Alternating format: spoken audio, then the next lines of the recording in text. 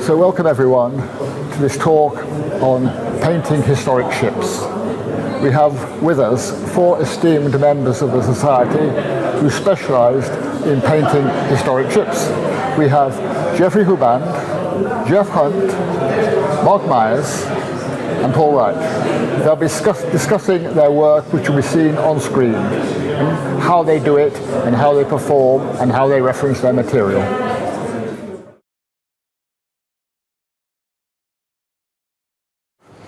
Well, I've already been introduced, but anyway, I'm Geoffrey Huband, and today I'm going to be talking to you about narrative in painting. I'd actually better correct that slightly. It sounds quite important. What I'm going to do is I'm going to tell you about storytelling in painting and my personal experience of it. So the first thing that I'm going to do is I'm going to show you about 1.5 minutes of video. The first part of it is the background to a painting, which it shows in some depth how much work has to go into research, or could go into research for a painting, and the rest of it just runs through the pictures that I'm going to talk to you about in some detail, but I will be going through it very quickly because we're limited for time.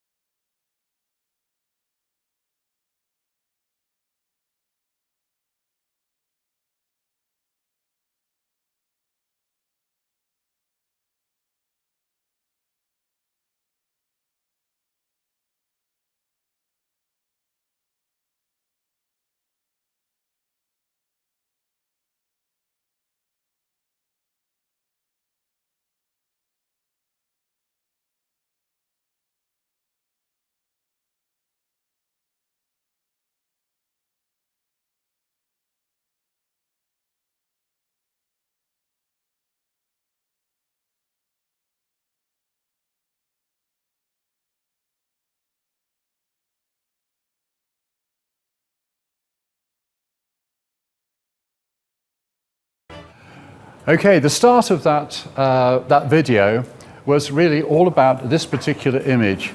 The painting that is displayed there is the loss of HMS Anson in 1807, and it's something I've been fascinated with since I was about 15 years of age, when I bought a booklet written by a local historian, and this particular subject has been of great interest to me. This was a story of tragedy, it was a story of loss, it was a story of sacrifice, it was a story of love.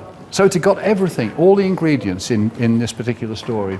The captain sadly lost his life and sacrificed it for another person. His best friend found a wife, and a bystander who witnessed the event spent the rest of his life developing life-saving apparatus. And in addition to that, the law of the land was changed. That's the impact that this event actually had at the time. This is a detail of a painting which was a commission, and it's the Belle Poule and HMS Amazon. They were part of a squadron which was cruising off the coast of Africa, and this little detail here is really just to give you an example of what I personally find interesting in storytelling.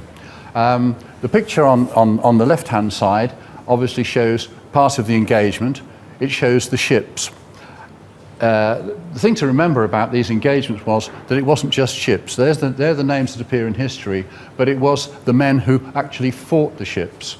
And they all had their own story to tell. Just one thing that I would point out in this particular painting, in order to get a feeling of sort of dynamism, if you like, into the storytelling, you notice that the figures in the tops here, I never actually paint individual figures. What I do is I paint the shape of a group and I let the figures emerge. So I never know how many figures are going to be there or what's going to happen, but I let it happen in a random kind of way, so it gives a little bit more authenticity to it. This painting here, I just wanted to show two different ways of giving extra information, really. This is a painting of the during the War of 1812 of the Java and the Constitution, and in the picture on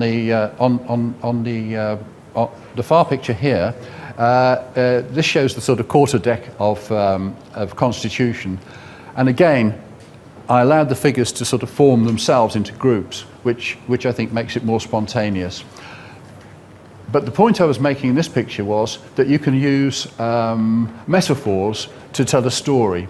And flags are a brilliant metaphor, quite a powerful image.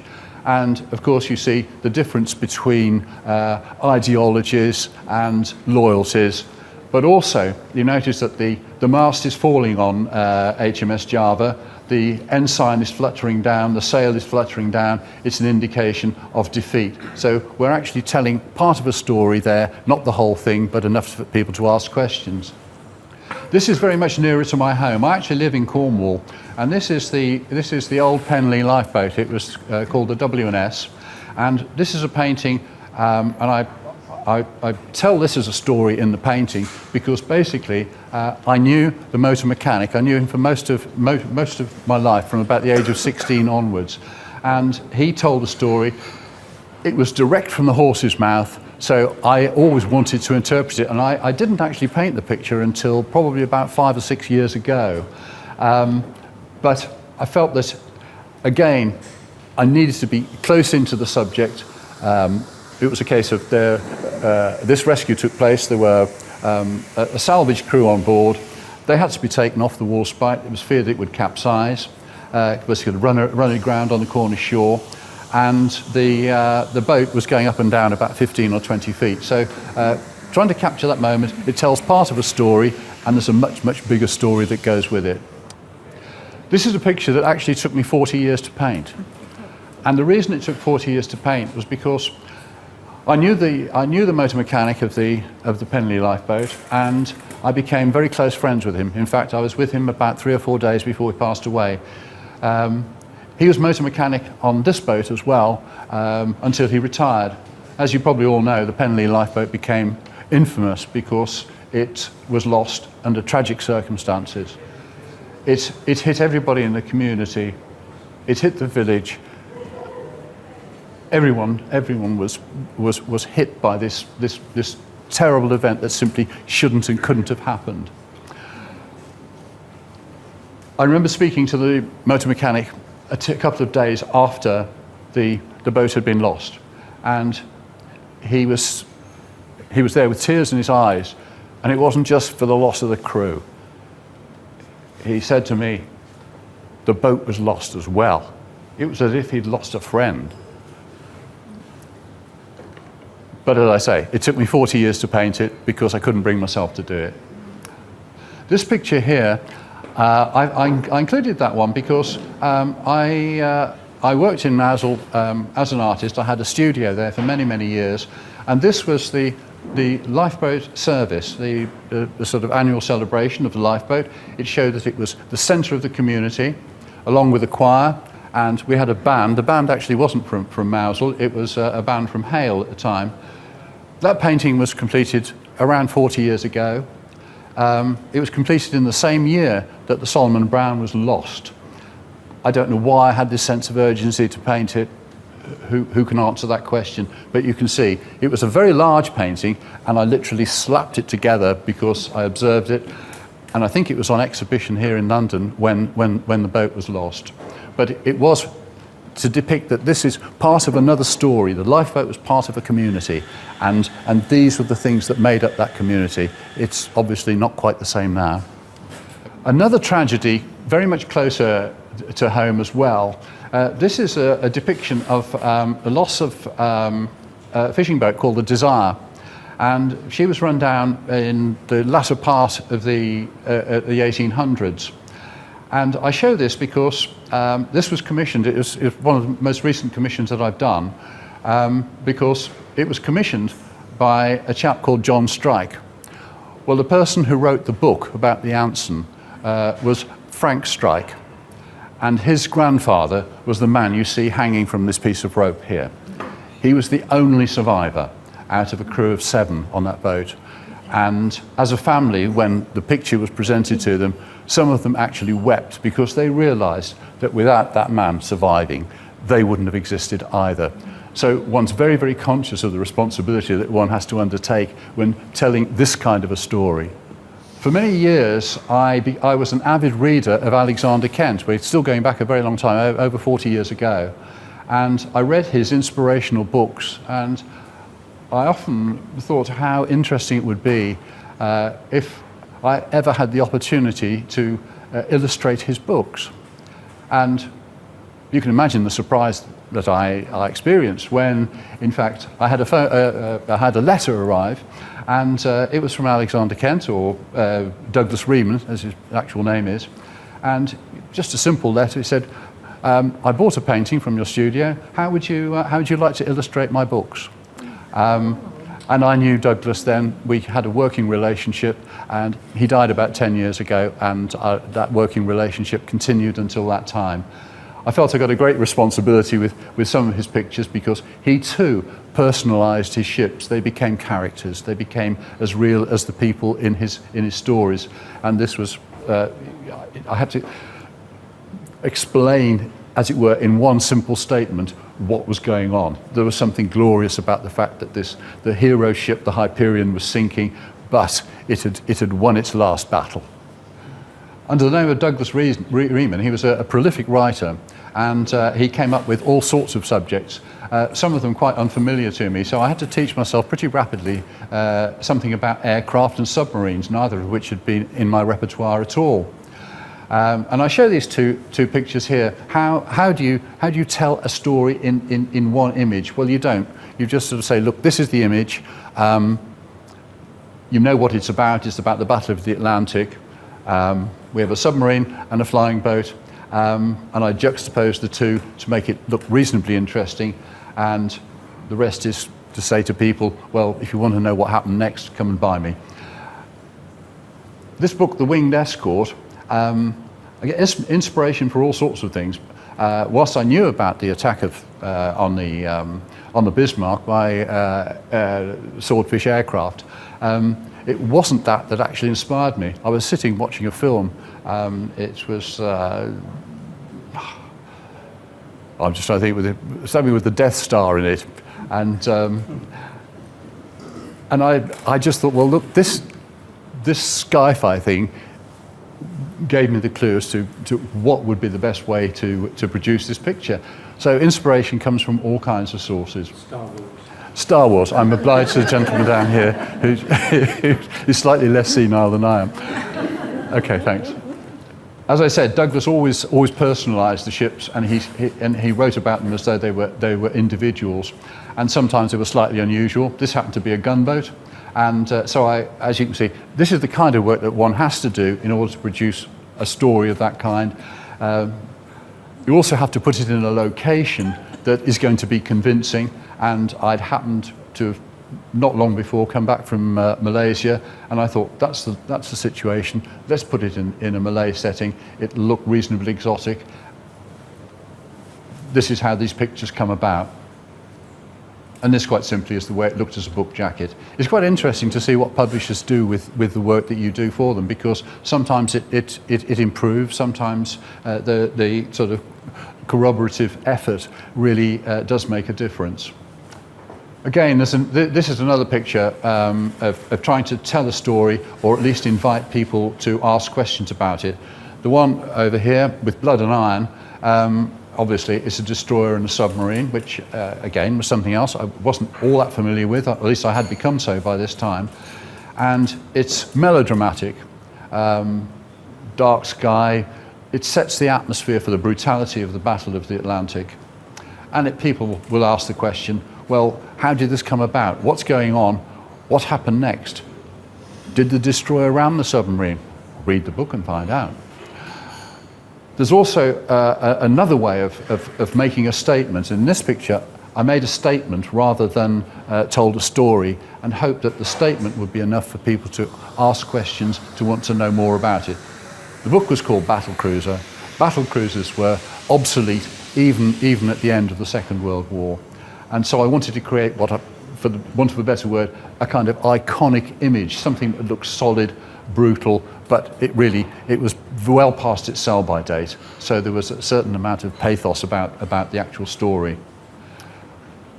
This is really just a preparatory drawing. I was fortunate enough to have the opportunity to work on a couple of feature films, and this was the most recent of them. This was Dr. Dolittle, and the initial brief was quite straightforward. They said they just wanted a ship that was a ship from the Middle East. They thought it was sufficiently eccentric for Dr. Dolittle. The difference between doing work like this for a film and producing work in you're just part of a story, you're part of a much bigger group of producing all sorts of things to make the story. In this instance, I just provided a general view. But of course, for the film, they want to know, what does the ship look like from every angle? What are the cabins like? How is it going to be rigged? How do we put it together? So you ended up actually producing designs for the whole ship. They also ask you to produce unusual things, fantasy things really, like a dhow being pursued by an old Victorian battleship, and the dhow is being towed by a whale. Well, there's no reference for that sort of thing, but by this time I got quite used to what the wake of modern submarines look like, so I thought, well, put a tail on it, and we've got a plausible story there. So that was just something different that one was asked to do as part of a group of other people who were storytelling. The director and writer of the feature film, for whom I produced, well, I thought was a very nice drawing of a Victorian battleship based on HMS Warrior. He said it wasn't menacing enough, so we had to use as a model a French warship, and we made it look as awesome as we possibly could, and he was quite happy with that. So all sorts of things that we get asked to do, and they did actually use those designs in the film. This was one of the most exciting things that I think I'd ever been asked to do. This is the Durmstrang ship from the film Goblet of Fire, Harry Potter film, and the inspiration for the ship, they wanted to conjure something up, magical and mysterious. The brief was very short. It just said it was an old ship, it creaked and groaned, and that it had a crow's nest, and it emerged from beneath the lock outside Hogwarts School. So I thought of something that I thought was mysterious and exciting, and that was a model in the Prince Hendrik Museum in Rotterdam of a ship of about 1480. And when I first saw it, I was excited by it, and I thought that will be the basis for the model. We had a production designer who was an absolute genius, and he managed to persuade me to push the design to the point of complete fantasy and still make it plausible. And he just had a way of drawing those sort of things out of one. So it was that sort of collaborative effort was very, very satisfying. Next one, please. As I say, they really wanted to know how the ship should be put together. So one had to produce a design for the ship. This was the ship. As you can see, Hogwarts is looming in the background as the ship, just after the ship had surfaced from beneath the lake, and that was its sort of more or less its final incarnation. Oh yes, they also wanted to see how would it look if you were looking down the deck as this ship came to the surface. So you then had to work out what the detail would be on deck of the ship and all the bits and pieces and the detail of it. So yeah, it was a 3-month job. It took quite a long time to do. And this is the final picture. This was the 3-dimensional model that was produced, and it was absolutely beautiful. It was the most wonderful thing. It really was amazing. There were 2 models, one the 3D model, and the other was the computer-generated model. And I took great pleasure in actually seeing that on the screen of the Odeon, Leicester Square. I think it's probably the biggest image I've ever seen of anything that I've ever done, and that was immensely satisfying. Well, that sort of concludes really my little homily about my experience of making stories and being part of making stories. But at the end of it all, I came out of it with 2 very clear messages. One from the author, Douglas Riemann, and I asked him, as people who know nothing about writing do, well, how do you write a book? And he said, well, look, there's nothing very clever about it. He said, after I came out of the Navy, after the war, I worked for the River Police. And he said, I had to write reports. And all they wanted in a report were 3 things: time, place, action. And that's stuck in my mind ever since he said it. So whenever I'm painting a picture that I think needs to tell a story, I keep that in my mind. The other thing that was a take-home message for me was the production designer, a man called Stuart Craig, who was quite amazing. And I was asking him probably equally dumb questions about the importance of certain things in film. And he said, well, the thing to realize is the devil is in the detail, and you must always, even if you're producing fantasy ideas or in fantasy films, he said you must keep one foot firmly grounded in reality. Then people will remain convinced with anything else that you want to produce. Thanks very much for listening.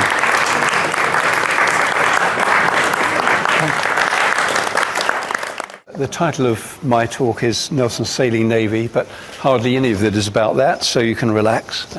A lot of it is about what Geoffrey was talking about, which is the same history that I share with Mark and Paul. All of us have done book covers. All of us have done series of book covers, in fact. And depending on who you landed with, you finished up with one series or another. You got Douglas Riemann, Alexander Kent. I landed up with Patrick O'Brien. That's who I got. Not that Patrick O'Brien, who's more famous in every way, but my Patrick O'Brien was the writer.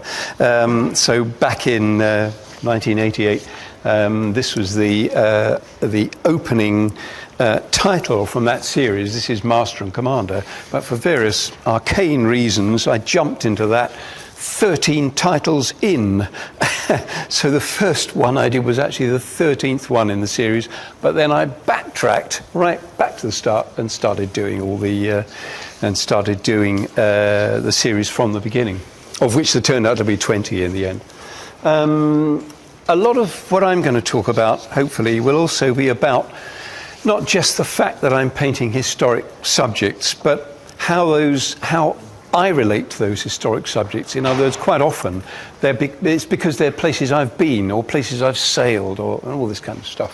So this is H.M. Brig Sophie in Port Mahon, Minorca.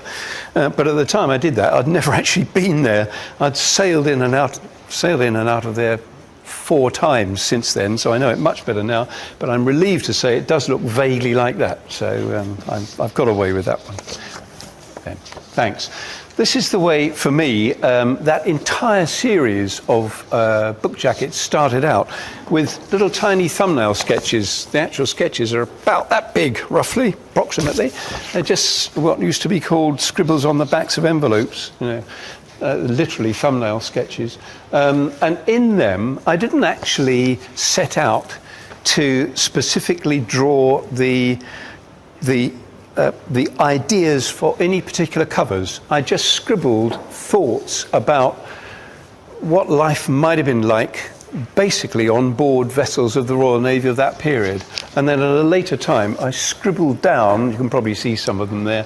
I mean, for this one, for example, which we'll come to in just a moment, but not yet, this one there, which I'll draw your attention to, I just scribbled down about to board enemy, and then underneath I scribble post captain, question mark, fortune of war, question mark. Well, if we go to the next one, let's focus on that. That is actually how that finished up. That's the cover for post captain. It turned out not to be anybody boarding anything at all. It was just exercising the guns at sea. I think, yes, I've got time to tell you this story. Because of the odd way that the design was set up, the physical cover design was set up. It was all set up so that there would be a cartouche there which had the title and the author and stuff like that on the left-hand side. So everything that I had to do had to sort of fit round that cartouche. And I thought it would be a brilliant idea to have, you're on board a 38-gun frigate here, which is doing some gunnery exercise. And you would observe, those of you who are sailors, that the wind is coming from the left, but the ship is also rolling to the left, see? Because I thought on a ship that size, at a certain moment in the roll of the ship, if the waves were enough, it would, as it were, roll against the direction of the wind. And I had this is a long time ago, this is 1988 I was doing these, I had a letter from a gentleman in America. I used to get lots of letters from gentlemen in America who said, sir, on my 40-foot yacht, when the wind comes from the left, she'll heel to the right. And I wrote back and I said, the same thing happens on my boat. How spooky. But I pitched him this line about how, I was fortunate enough to have dinner with Captain Papp of the US Coast Guard cutter Eagle, which, as you may be aware, is nothing like a cutter at all, but an enormous 3-masted square rigger. So I put that point to him. I said, what happens on the Eagle? I mean, if she's rolling, would she actually roll against the wind? And he said, yes, she would. She would roll against the wind, but if she did that, she would dump the wind out of the sails at that particular point. So I thought I was half right. So that's about as good as you get these days. Okay, what's this got to do with anything? I'm trying to make these connections between places I've been and seen and things like that. This is the 1977 Silver Jubilee Review at Spithead. I was lucky enough to get a sortie in a helicopter because I was involved with a maritime magazine at that point. So this painting was done at some time after that, some considerable time after that, from photographs that I'd taken myself, things I'd seen. This is HMS Sheffield. Sheffield was lost in the Falkland Islands a couple of years after that. And if anyone at that point, because my wife and I actually had tea in the wardroom with Sheffield that day.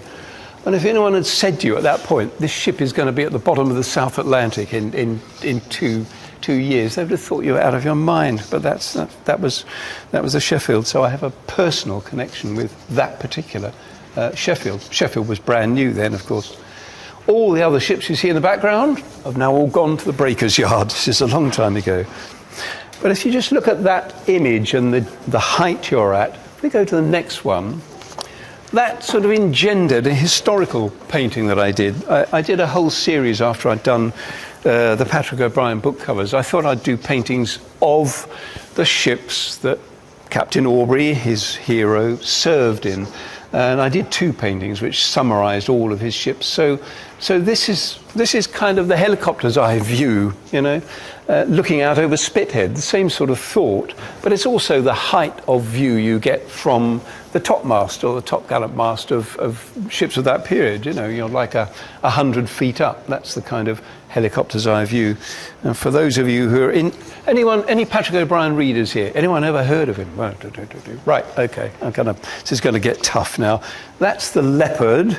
That's the Ariel. That's the Polycrest, which is this weird sort of double-ended thing that pops up in one. That's the Boadicea, and that is the Ringle there. So they're all vessels that appear in that series.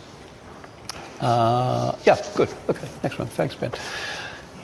the sources of information for us, go back to the original sources. And this is a draft of a 44-gun ship, and by sheer chance I just happen to have it here. These are wonderful objects of art. That is the actual draft. It's a facsimile, same size from the Maritime Museum. That is that thing that you see there, more or less, Rainbow 44-gun ship, 48th scale. So for me, in constructing the historical narrative, I mean, it's a storytelling thing, as Geoffrey was saying, but in doing historical paintings, like the one there, which we will come back to shortly, you go back to the original sources, the logbooks, the written letters, accounts, but also the physical information. And that's the physical information there is for every single ship you're looking at. You go back to the draft and you use that as your source.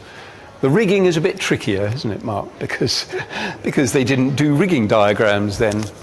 What you do is you take the length of the gun deck and the extreme width and you add them together and then you divide them by 2, and that is the length of the mainmast. And every other mast, spar and rope on board one of those ships, there's pages of these things, is a fraction of that length. So, for example, the foremast and everything to do with it is 7/8 of whatever it is your mainmast turned out to be. So, which is fun. You can spend hours and hours and hours doing this if you really want to. You just follow the formulae that they had for deriving rigging. Next one, please, Ben. I showed that draft because that is the basis of this painting. I got commissioned by an American gentleman who wanted me to do anything I like, really, but he was kind of interested in Maine, and I thought it would be interesting to do a scene from the Revolutionary War, War of Independence, and I happened across a story about how Captain Collier took this ship, the 44 we just looked at, HMS Rainbow, up the Sheepscot River in Maine, on a filthy black night when nobody knew where the hell anything was, and if you look at the chart of the Sheepscot River, you wouldn't like to do it in a yacht now, let alone anything else. But I went there. He very kindly shipped me over there, and I scrambled down through the woods to this point here. So that boulder there is completely authentic. I did a gouache drawing of it on the spot, as the pine tree, I think, has changed a little bit since then. And all I had to do was imagine HMS Rainbow the following morning sailing up to the hapless town of Wiscasset, who must have been absolutely stunned when this thing appeared off their shore after such a stormy night that nobody would want to be out in it at all. So that's, stories of places I've been to. Next one, please, Ben. This again is, I got interested in the American Revolutionary War. What do you call it, Patrick? Do you call it the War of Independence or the American Revolutionary War? Whichever one it is, it's that one. Revolutionary War, bless you. Yeah, that thing anyway. The unpleasantness. Yes.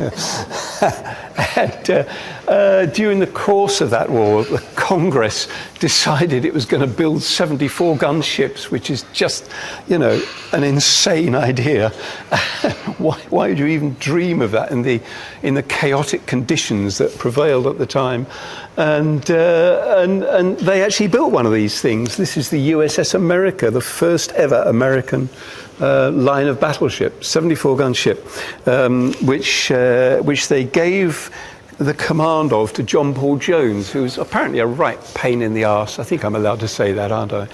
To the point where John Paul Jones was, this is Portsmouth, New Hampshire. I went there as well, so I know the location, I know what it's like. It hasn't changed much, actually. And John Paul Jones was resident in Portsmouth, New Hampshire, so as to supervise the construction of this ship. But he fell out with a builder to the point where they were only communicating by letter that had to go down to Philadelphia, I think, the Marine Department, and back again. So these guys were neighbours in neighbouring streets, but they weren't speaking to each other.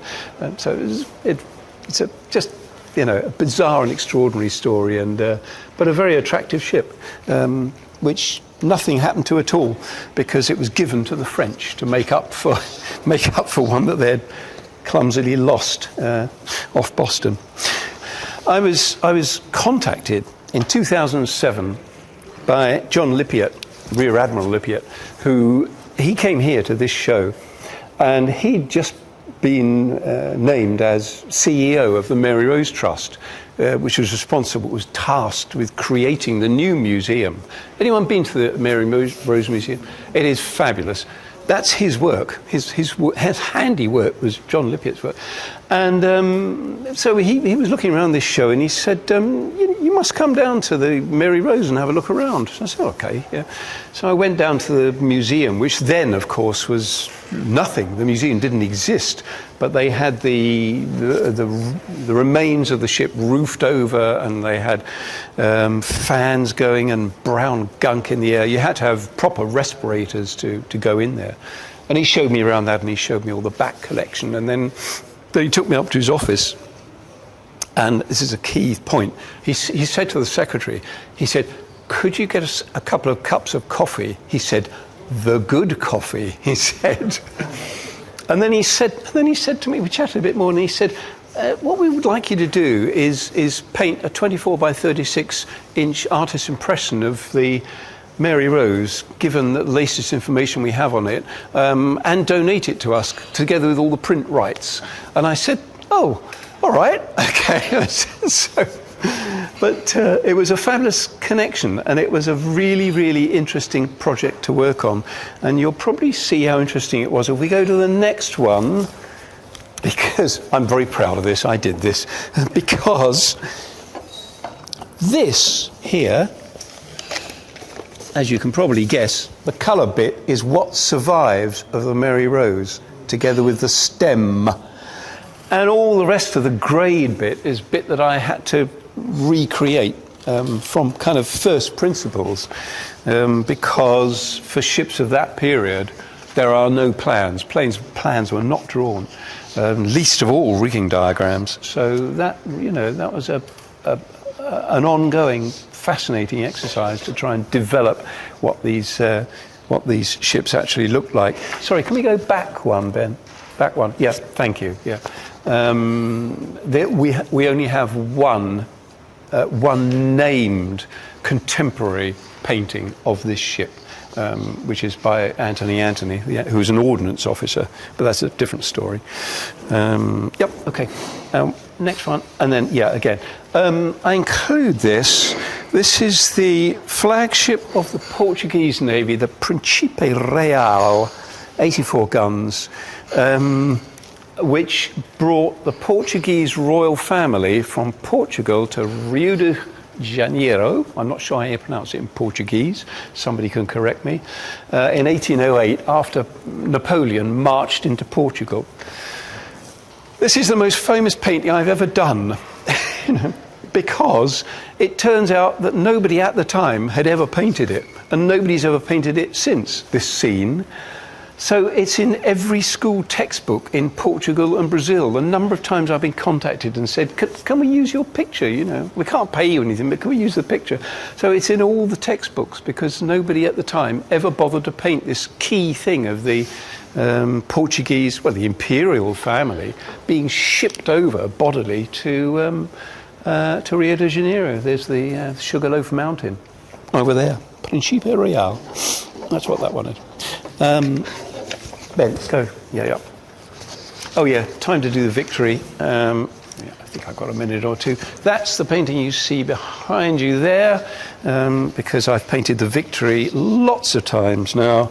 This was a recent, very recent painting, which is why it's here, of course. What interested me about this, again, it's finding a little story, which is in the logbook. When Victory was first commissioned, and she'd been built 13 years before this, but there was no need for her because there was no war going on at that time. I think they probably roofed her over, which was standard practice then, and left her on moorings off Chatham with a maintenance crew on board. But 13 years later, they suddenly needed her. War broke out, obviously, so they very quickly commissioned her, rigged her, stored her, put the guns on board, scraped together a crew, and they shifted her down the Medway and anchored her there off Black Stakes It took me about 6 weeks to find out where Black Stakes was, which I did in the end. And at that point, the King George III, visited her. So I thought it's just such a little quirky little story. It'd make a great little picture. So that's the royal yacht, Royal Caroline, which conveyed him, it's only 4 miles or something, from Chatham down to where Victory was moored. And then this is the royal visit. This is him being linked across in his galley with the then royal standard to Victory in all her Georgian glory, because then when she was built, she had double stern galleries and she was covered in carving and gilding, and the sides were varnished, which used to be called bright, and all the rest of this thing. In 1801 to 1803, she was radically rebuilt at a cost greater than the original build, which is why she now doesn't look like that. She looks much more workmanlike and warlike than she looked then. But she was a wonderful piece of Georgiana, then. Another place that I went to, Victory again, of course. Vice Admiral Nelson was commanding the Mediterranean fleet, and he decided he was going to chase Vice Admiral Villeneuve, commanding the French Toulon fleet, all the way across the Atlantic to the West Indies and back again, which he promptly did. So this is actually Victory off Trinidad, off the Dragon's Mouth, where I was lucky enough to go aboard Sea Cloud 2. I was doing a lecture on board. So this is Dragon's Mouth. And I'm pretty sure this is the only time in history that a British first-rate 100-gun ship crossed the Atlantic, because normally those things were just not needed to do that. They were needed at home. They were big, expensive, powerful things which were needed back on this side of the Atlantic. So there we are. That's Victory off Trinidad. Ben. This is, again, we're in the Battle of Trafalgar. This is one of my keynote paintings, which I called Heavyweight Punch, because this is the lead of Victory's line. Victory, Temeraire, Neptune, here in a telephoto lens, as you've noticed. So, things are sometimes imaged through my experience of seeing film and TV and all the rest of it. So this is very much a sort of condensed look, but a terrifying thought if you're on the receiving end of this thing. Ben, next one. This, again, this is a rather similar image. This is the other line. This is the leeward line. This is Royal Sovereign, and Victory's line is out there. Battle of Trafalgar once more. And again, this is one of those little tiny stories that you find, and you think that would be an interesting thing.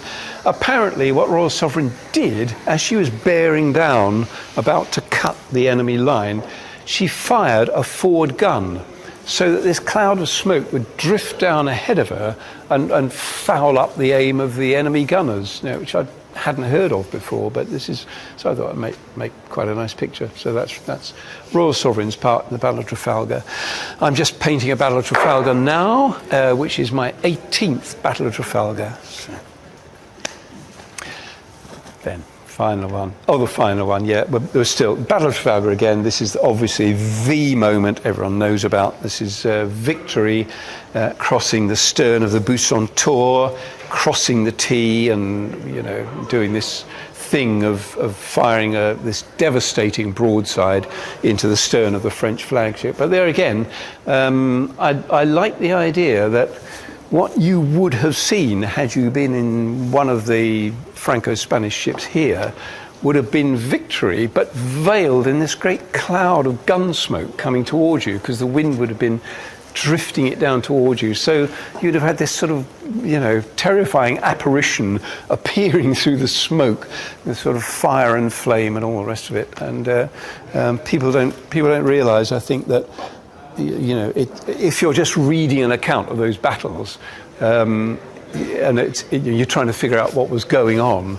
half the time they couldn't work out what was going on, because once you'd fired a couple of broadsides of black powder guns, there was so much smoke nobody could see anything. So that was kind of that image, and I think we are. Look at that pinpoint timing. Ben, thank you very much. That is me done. Thank you. Thanks.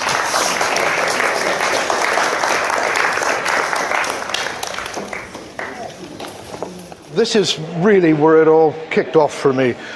My dad was a Pan Am pilot, and when I was 7, we ended up there for 3 years.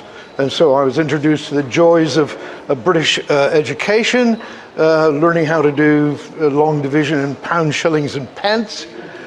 But the big thrill for me was we were going across Hong Kong Harbor all the time, and to see the junks and sampans working their sailing ships, engineless, carrying cargo all over the place. Now, of course, it's a historic subject because all of that commercial stuff is long gone. But as a 7-year-old, 8-year-old, 9-year-old, 10-year-old, it really excited me. Okay, change. When we got back to San Francisco, where our family came from, this just knocked my socks off. They just restored the Balclutha, a big steel Cape Horner. The sight of that and going on board and gazing aloft was what really got me going with sailing ships. Also, the museum that restored her put up with me very patiently over many years, and the staff there were kind and helpful. Anyway, we can go on from that slide to try to make myself useful in the museum, and so I could draw things and help him out with displays, that kind of thing. The director was a fellow called Carl Kortum, who had been in the ship that's a model of, which is the last American Cape Horn ship, and he also was in her for the last cargo carrying passage from Washington State to Cape Town in 1941. The joy of that museum was learning everything. The library was open to me, but also the old boys, the old salts that would hang around in the office. And they could look at my little drawings and tell me where I was going wrong or suggest things, that sort of thing. It was a first-class education. Next slide. There wasn't all that much on the West Coast. There was Balclutha, the Store of India in San Diego, but you had to go to the East Coast, to Patrick's Hangar, to see other ships. That's the Constitution in the Boston Navy Yard when I could manage to get across the country and have a look. Then there was Mystic Seaport with Charles W. Morgan, Joseph Conrad. Again, staff kind and helpful. Next slide, please. And on one of these trips, I think it was 64, they had a gathering called Operation Sail, which was like the tall ships race. Big square riggers from, and you know, before and after, from all over the place, all around the world, gathered in New York Harbor and did a parade of sail here and there. And again, I could make myself useful by running groceries and mail out to the ships and helping in the office and this and that. And by good fortune, I managed to wangle a passage in the Sagres. That's the first time I'd been in a ship like that under sail. But that fed this need to understand these things better and better. And the only problem was to work in one of these things, to sail in them, you had to be a member of somebody's Navy or Coast Guard or in a Merchant Marine Academy. How would you do it otherwise? But there I was very, very lucky because I was corresponding since I was in high school to a guy called Captain Alan Villiers in Oxford, who was a go-to guy for people who had a replica or wanted to make a film with old ships. And Alan was very kind and helpful, and he gave me my first berth in sailing ships. Very famous man, William. Very famous. He was. Next one, please. So this is, I think when I was 19, I started working in these vessels. These are film ships in Hawaii. The Yankee whaler and a missionary brigantine, and it was in her that I got to know people who had been, said Villiers would pick crews from the old days that he knew as a nucleus, but he was quite encouraging for younger people like myself. And so you learned loads. Plus, you just learned how to handle these things. Next slide. This was the real deal. This is the thing that I wanted to do most. When you do that sort of thing, people look at the paintings with all the rigging and things and think that's the hardest part. But it's the easiest, because when you've done it, you know what it all goes, what it all does. I must say that it was, it's just where I wanted to be and what I wanted to do. Next slide. And after that, another ship, I was going through university. When I got a degree, I ended up in Apeldoorn, and with this beautiful little replica, the Nonsuch, 17th century replica of the ship that founded the Hudson Bay Company's fortunes in 1670. So I was in her a couple of years as bosun and mate, and again, we're learning a lot. So that's really, I won't go on and on about this. We'll show you a little bit of painting and stuff later on. Could you change the, there we go. When I started exhibiting, I ended up in a lot of shows in San Francisco and Seattle to do with the early history of the Pacific Northwest, the days of exploration by the Russians, the Spanish, the English then, or British, and the French, believe it or not. And how I would approach it was to go always to the logbooks and journals that people who'd done it had written themselves. So you were seeing it through the eyes, basically you're just reading what they're writing down as they're looking at it. And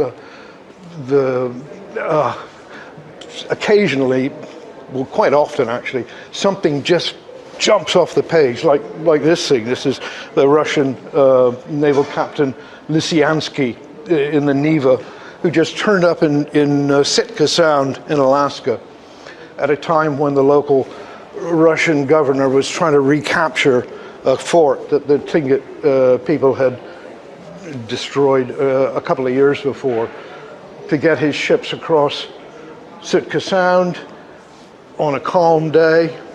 They just lashed the ship to God knows how many skin kayaks and bidarkas that had come about 1,000 miles paddled down from the Aleutians to gather in Sitka to help the Russians retake this fort. How could you not paint it? It's Gulliver, basically. It's Gulliver's sort of travels in reality. Next slide, please. Some of these paintings of exploration are easier to do. Some voyages are well recorded artistically, and Captain Cook had voyage auras. Vancouver had very competent people in the ships that would draw what was going on. But like Geoff was showing, this is Vancouver's Discovery, of which the Admiralty did a couple of plans to show the alterations they wanted to make to the ship. But of course, there's nothing about the rigging. But it's, like Geoff said, it's possible to go back to rigging tables or to the dimensions of the ship. Just make modifications based on comments that Vancouver made to come up with sort of the real deal, the whole works. Next, please. Most of these West Coast discovery and exploration voyages, you don't have the luxury of that sort of stuff. This is a Spanish chart. It's kind of typical of, if you can find references to these little ships, it would be in this form. It's a little vessel called the Sonora, and she's only about 40 feet long. But she was going to Alaska on voyages of discovery for the Spanish. Next slide. I'm going to take a little time to go through another voyage. This is by a fellow called James Colnett, who had been with Cook in Cook's voyage, and then came back as the leader of a 2-ship expedition with the Prince of Wales, the large ship on the right, and a little cutter called the Princess Royal, that were very early participants in the fur trade. Cook's people discovered that if you got furs from sea otter skins from the West Coast, the Chinese would pay handsomely for them, and it inspired a succession of voyages to cash in on this. So Colnett, bless him, would make little sketches in his journals. They were never published. When I was trying to get into this, I knew how significant and extensive his voyage was, but you had to go to what is now the National Archives and look at their microfilm to see what he did and where he went, and you got little sketches like that. Colnett would also draw the birds and fish and little bits of native culture. It was wonderful stuff, but there was a lot of it. Could we have the next one?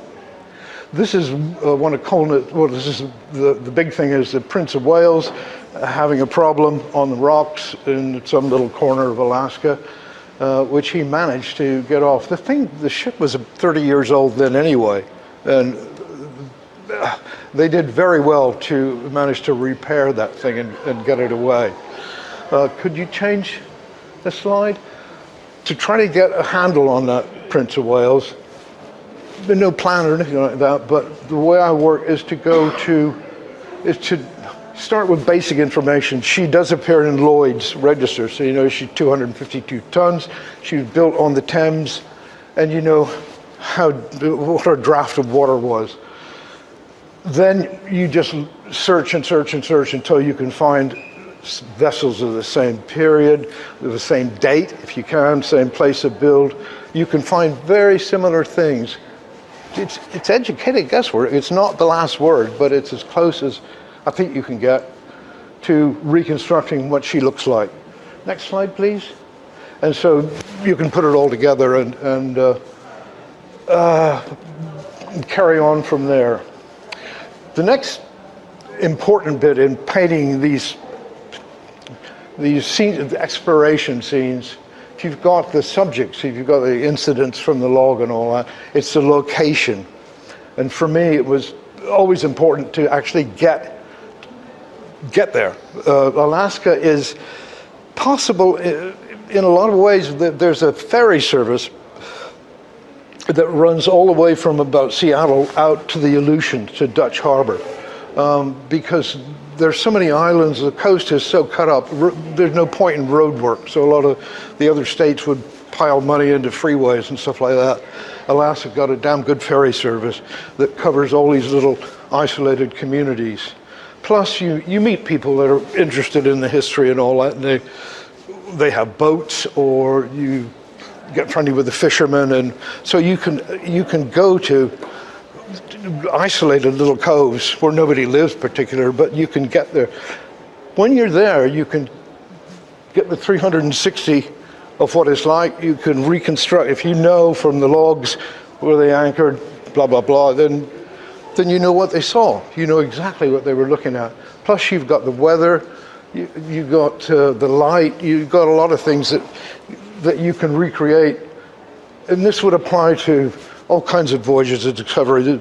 I'm dealing with the Northwest because I've done a lot of it. But next slide, please.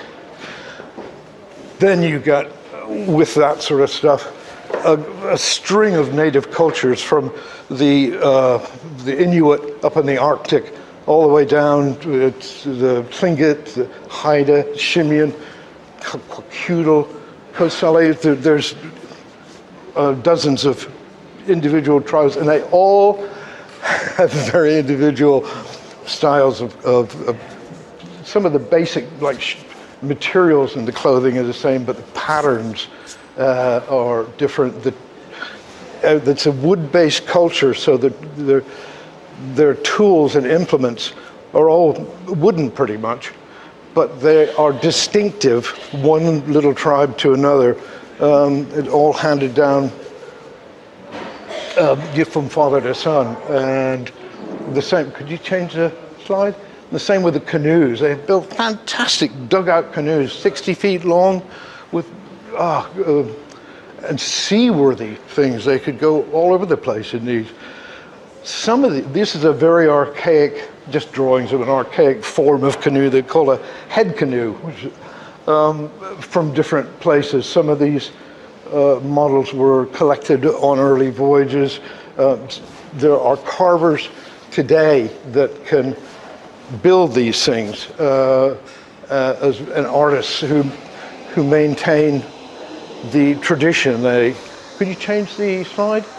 I fell in with a guy called Bill Holman, who wrote like a seminal work on interpreting what everything means on the coast. And he also built canoes. He was a professor at the University of Washington, but he's an honorary member of the Quaquutals.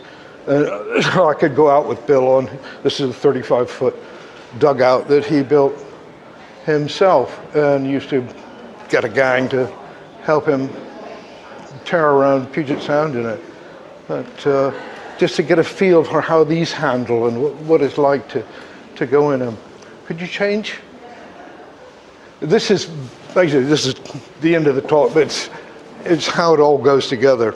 It's how it's a place called Port Stewart in Alaska, not far from Ketchikan, where all the cruise ships go, with a reception by George Vancouver on the discovery of some of the more important chiefs in the district, and each one of the chiefs would have their distinctive brown gowns and robes and talking sticks, weapons, that sort of thing.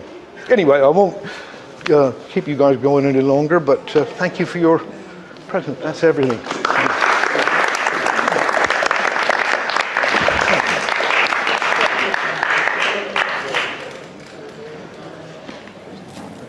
I'd like to start with the inspiration behind the work that I do, and I believe the work that all the artists in the society do as well, if I may presume that. Given that the gestation period of interest, I think, for Mark, is certainly took some time because of quite a lot of research. And it took me one afternoon, an event that I will clearly remember. I was 10 years old at the time. I'm now 76. But I was 10 years old at the time, and we had at our school history trips. And one of the children was very lucky to have, as a father, the Chief of Naval Affairs in Portsmouth. So he got us a trip to Portsmouth Harbour and the Navy. First off, we were taken to the Victory. Okay, the Victory, and I do appreciate the Victory now, is a wonderful relic. But for children, it's too old, right? Children like modern things. They like to see things which they can experience. And that was the same for us. Then we were taken on a boat with believe it or not, the guide had one arm and one eye, yeah. And he said, don't look at anything you see. Don't look at it. It's all secret. And we passed by a whole line of warships being in various ways of being refueled or whatever, or loaded with ammunition. Don't look at that. And off we sailed to the Solent, and there in the middle of the Solent, an azure sky, totally reflected in the sea, and HMS Vanguard, the last British battleship, and also the biggest. Now, can you imagine what that did for a 10-year-old boy? It looked like a block of flats, right? When I walked up the ladder, up to the deck, by the time I got to the top, I'd burst into tears. 10 years old, okay, I accept that. But I was so moved by the sheer scale of this thing. We went inside the turrets, saw how the ammunition was brought up, all the brass inside it. Fascinating for a child. I stood at the bow of the ship, looking back, and at that moment, the whole ship, and in fact every battleship, belonged to me. And I believe that is possibly the same for Mark and for the two Geoffs as well. Their particular subject is an emotional one, as well as a technical exercise in paint. Could I have the first? Now, I started out, like all my colleagues here, as an illustrator, and I still am. And in fact, excuse me while I pick something up. I started out as an illustrator. I still am an illustrator, but mainly working for Osprey Publications. And we have the pleasure of one of the editors here listening to us as well. There she is, Una. Now, I love working for these people because the subject interests me. I love the subject, and it's once again steel ships in various historical contexts. This one was one of my first book jackets, and it brings me to another point of reference for the maritime artist, and that is being influenced by other maritime artists. And in this case, I was influenced, certainly in the sky and the sea, by a man called Frank H. Mason. He may well have been a member of the society, and we need a historical perspective on that. But he was a famous British maritime artist. My grandfather had a print of his, and it looked like that, except for the ship. The ship is a slightly older one than he illustrated. Can I have the next picture? But also, although it says iron and steel, I spent a lot of time illustrating sail and wood. Douglas Freeman, Dudley Pope, and Patrick O'Brien. I started the first ones, the ones that Geoff missed, and then did them. Now, I did find that Geoff knew much more about sailing ships and wooden Nelsonic ships than I did. And it needed the amount and depth of knowledge that he has to get a thing like that right. I think that's not too bad, but it does need an enormous amount of expertise. Now, the other thing about these type of ships, which I do like, is the fact that when they are in action, they're close together. And you see the actual action between and the relationship between the two ships. With steel, it means that your ship is way on the horizon and you can't see it. So you can only ever see one ship firing its guns and imagining that there's an enemy out there somewhere. Go to the next picture, please. Right. Also, as I think Mark has certainly shown, we've got to go to places or get the actual features of the place right. I was very lucky in this case because my first trip to New York City, I actually saw that scene, except of course not the ships, which are rather old, but it was a British petroleum calendar about famous ports and how they started. And obviously in New York, the Brooklyn Bridge is the big major element as far as the sea and linking Brooklyn with the rest of Manhattan. If we could go to the next one. An English port this time, same series, but this is Liverpool.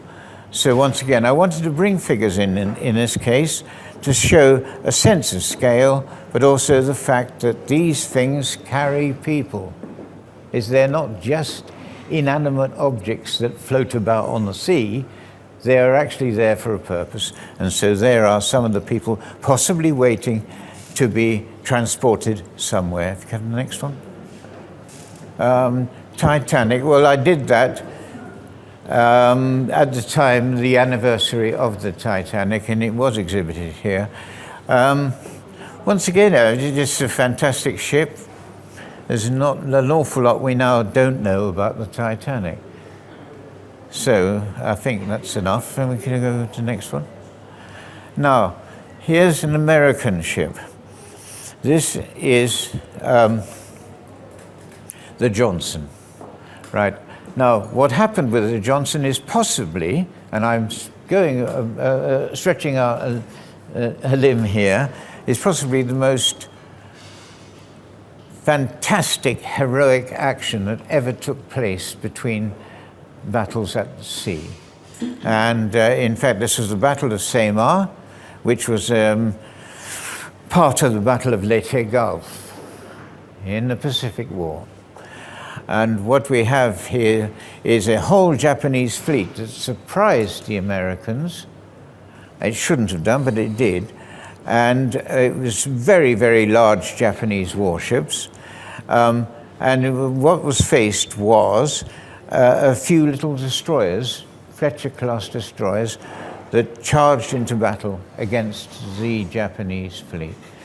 Now, a fantastic action, and this particular ship, USS Johnson, was crewed and very well crewed and disciplined by Commander Evans.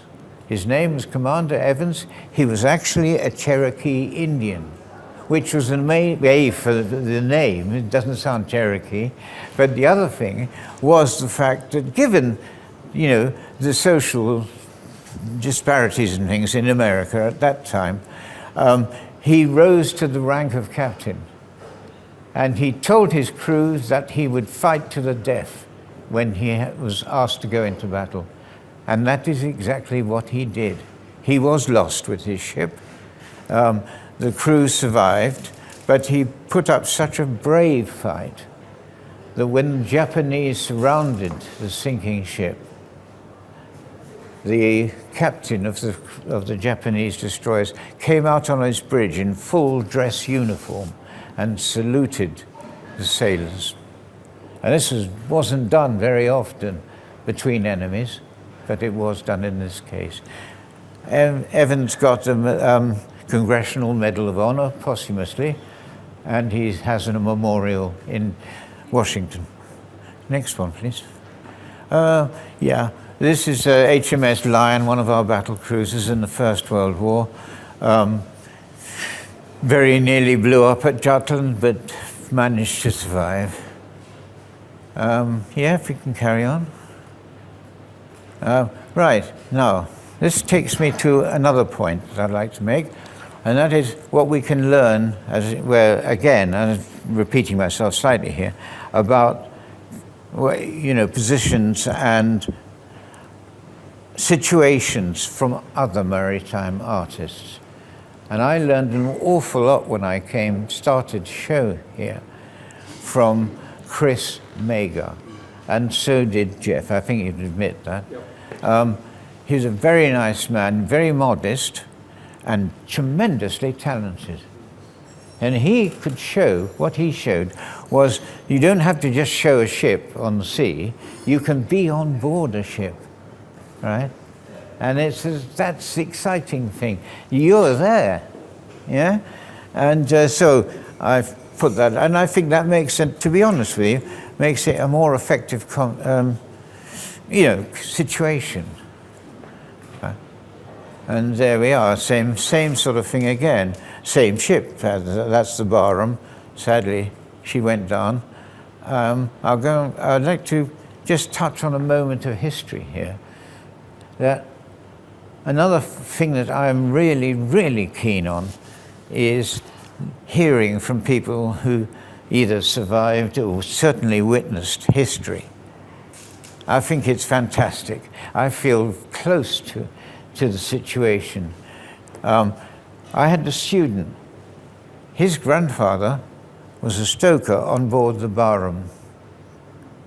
The Barham was struck by 5 torpedoes in the Mediterranean, and as she turns over, the famous film of her going up, blowing to pieces. His grandfather managed to get off the ship. And for a stoker, that was bloody, amazing. 800 men were lost. It was a terrible loss of life, but he managed to get away. And if he hadn't got away, I wouldn't have been talking to that student, because he wouldn't have existed. And that, to me, if you go, next one, please. Right. Now, once again, here's another bit of history, and it's melancholy.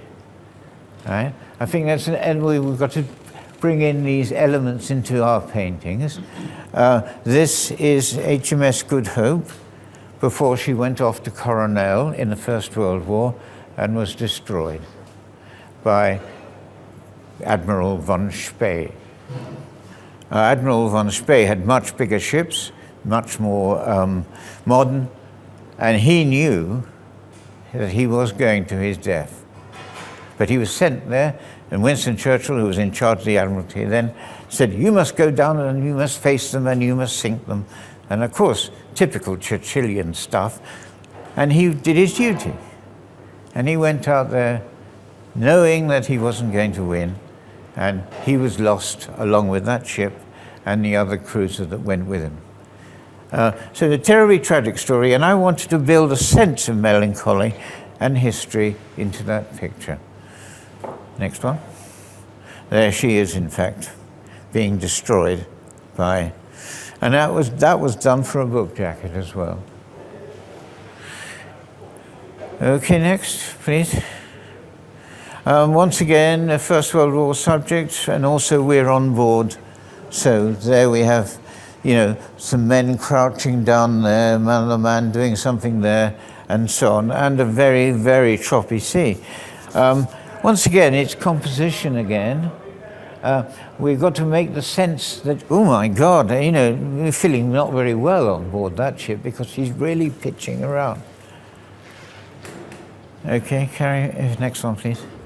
Now, here's another history lesson I got.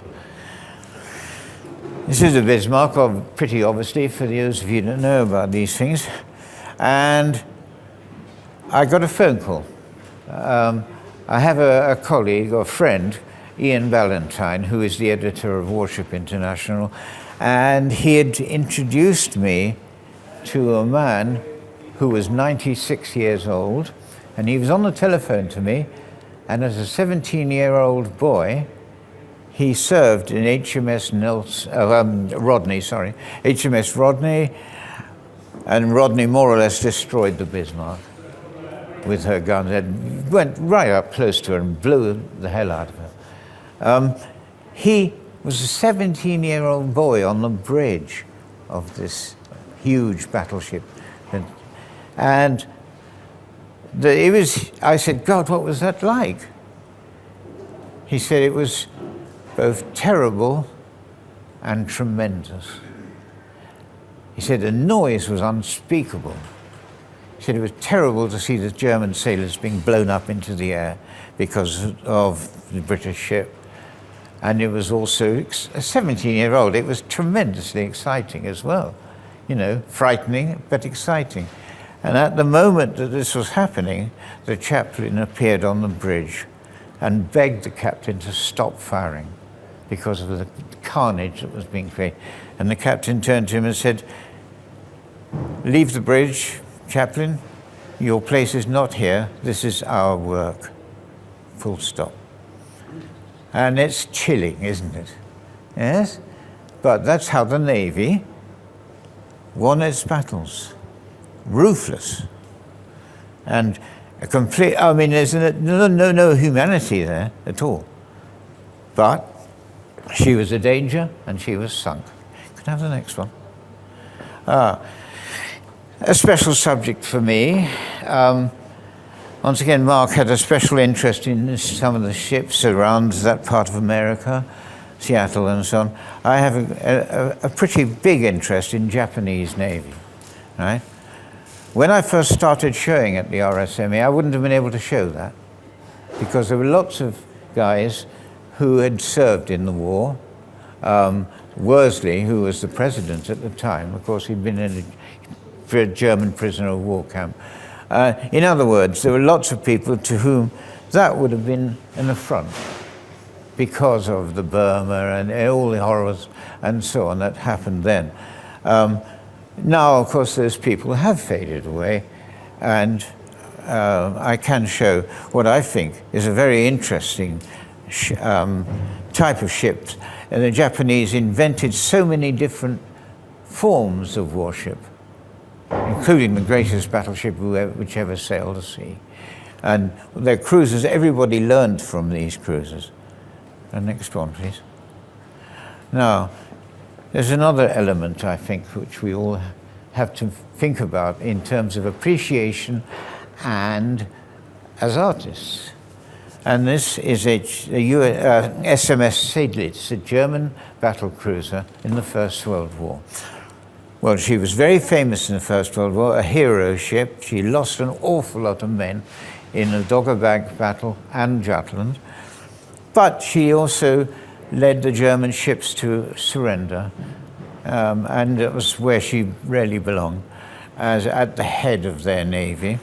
But this is an element which I think that we all have, and that is, and one which we've not mentioned, and that is love. All right? Now, what is that woman doing, standing there? She is literally saying to her husband, who is this character on top waving at her, right? He's saying, left hand on a bit, bring her in, this way. In other words, she was always there to help birth her and her husband's beloved battle cruiser. And that's what they called it, beloved battle cruiser. They were in love with this ship. Now, well, you say, what's this got to do with, the First World War and a warship? Because a warship can be an image of love. And I ask you, all of you here, to look at all the paintings in this room, and they'll all have an element of love in them. A love for subject matter, of knowledge that is brought into the subject, and a love of skill and painting. But it's there, and no painting would be worth anything without that. Yeah? Now, this is a very obvious one about love, and it's the love of these two people to their ship.